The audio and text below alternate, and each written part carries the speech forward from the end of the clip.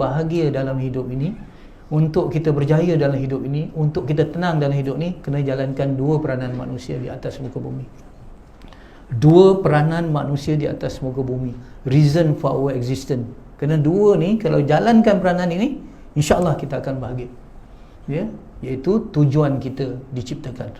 Jadi first thing first, perkara pertama dan utama, kita kena tahu dulu apa tujuan kita diciptakan di atas muka bumi. Bukan Allah ciptakan sia-sia, saja-saja dan sebagainya. Ada purpose dia, ada mission dia. Ya? Okey. Kalau tanya manusia, manusia takkan dapat jawab.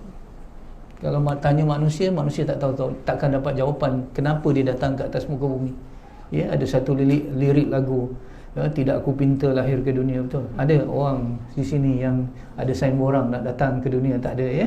Kita didatangkan. Jadi jangan tanya manusia kerana dia diciptakan. Tanya pencipta, iaitu Allah Subhanahu Wa Taala.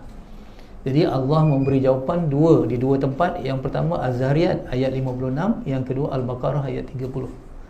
Az-Zariyat ayat 56 kita selalu dengar, ya, wa ma khalaqtul jinna wal insa illa liya'budun.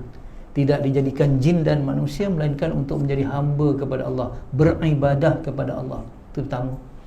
Yang kedua surah Al-Baqarah ayat 30, a'udzubillahi minasyaitonirrajim, wa idz qala rabbuka lil malaikati inni ja'ilun fil ardi khalifah.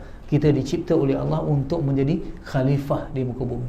Jadi peranan kita yang pertama sebagai hamba Allah, sebagai hamba Allah yang soleh. Yang kedua sebagai khalifah yang musleh. Soleh, baik. Musleh, memperbaiki dan memberi kebaikan kepada orang lain. Jadi rupanya hidup kita ni ada dua je mission.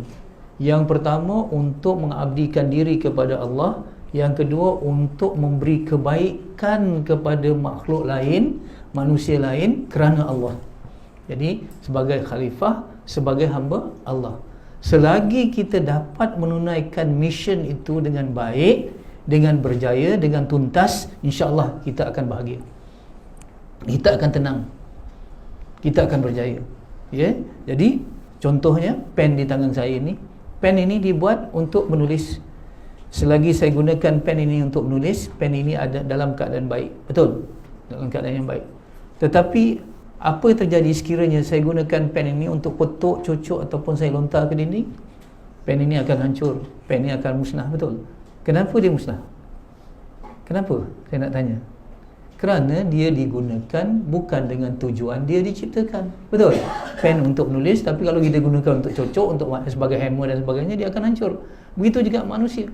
Manusia diciptakan untuk jadi hamba Allah yang baik dan khalifah yang memberi kebaikan.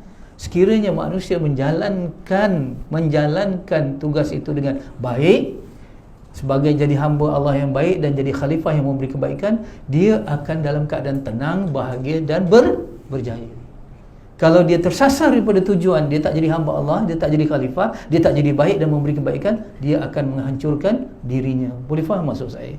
Jadi kalau kita menentang Allah, bukan kita hanya menentang Allah, tetapi kita menentang diri kita sendiri.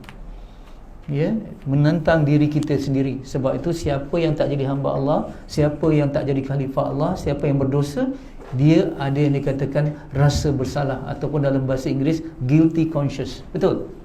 Guilty conscious ni semua. Kalau kita buat satu je, ada benda yang kita tak rasa. Sebab itu bila dikatakan oleh seorang sahabat bertanya kepada Rasulullah, ya Rasulullah, apa itu dosa? What is sin? Apa itu dosa? Kata Rasulullah, dosa itu sesuatu yang meresahkan hati kamu. Dosa itu sesuatu yang meresahkan hati kamu. Artinya sewaktu kita berdosa, hakikatnya kita bukan saja menentang Allah, tetapi kita menentang hati kecil kita sendiri. Itu penting. Jadi apa kaitan dengan fikir dan zikir? Ini nanti kita akan tengok dulu, InsyaAllah saya akan tengok bagaimana kalau nak jadi hamba Allah, bagaimana nak jadi khalifah. Dia tidak boleh memisahkan daripada dua proses ini, iaitu fikir dan zikir. Jadi ini penting untuk kita. Tanpa zikir dan fikir, kita tak boleh jalankan peranan kita sebagai hamba Allah, dan kita tidak boleh menjalankan peranan kita sebagai khalifah. Kita tidak akan dapat yang dikatakan ketenangan, kita tidak akan dapat kebahagiaan, dan kita tidak akan dapat kejayaan. Artinya kita dalam keadaan yang syakawah, ataupun dalam keadaan huru-hara, jiwa kita kosong, emptiness, anxiety, dan sebagainya, loneliness dan sebagainya. Baik.